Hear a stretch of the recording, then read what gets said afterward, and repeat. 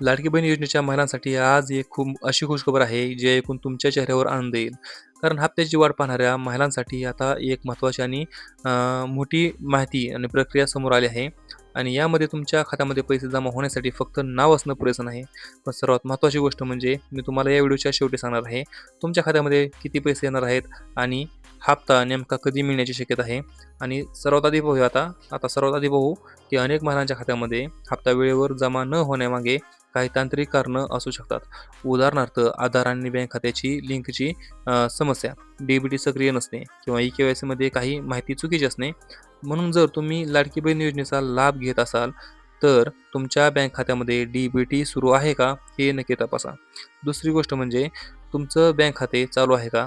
खाते बंद किंवा निष्क्रिय असेल तर पैसे जमा होण्यात अडचण येऊ शकते. आणि तिसरी गोष्ट म्हणजे ई-के-वाय-सी. योजनेच्या लाभासाठी तुमची ई-के-वाय-सी प्रक्रिया व्यवस्थित पूर्ण आहे का हे तपासणे अत्यंत महत्त्वाचे आहे. आता इथेच खरी गोष्ट आहे, सोशल मीडियावर सध्या काही ठिकाणी महिलांना 2 हप्ते एकत्र मिळणार असल्याचे दावे केले जात आहेत. त्यामुळे अनेक महिलांना प्रश्न पडला आहे, आपल्या खात्यामध्ये ₹1,500 येणार की थेट ₹3,000? तर आता या एक गोष्ट लक्षात ठेवा, अधिकृतपणे नियमित हप्ता ₹1,500 आहे आणि जर 2 हप्ते एकत्र देण्याचा शासनाचा अधिकृत निर्णय झाला, तर एकूण रक्कम 3,000 देखील होऊ शकते.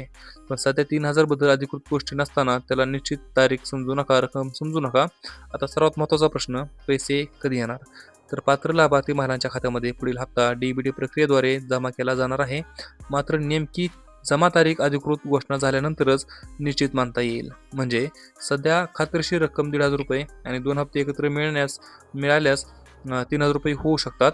म्हणून तुमचे ई-के-वाय-सी, आधार, बँक लिंकिंग आणि डी-बी-टी स्टेटस नक्की तपासा. त्याचबरोबर जर तुमचे काही प्रश्न असतील तर खाली कमेंटमध्ये नक्की सांगा. आपण भेटूया पुढच्या व्हिडिओमध्ये. तोपर्यंत जय हिंद, जय महाराष्ट्र.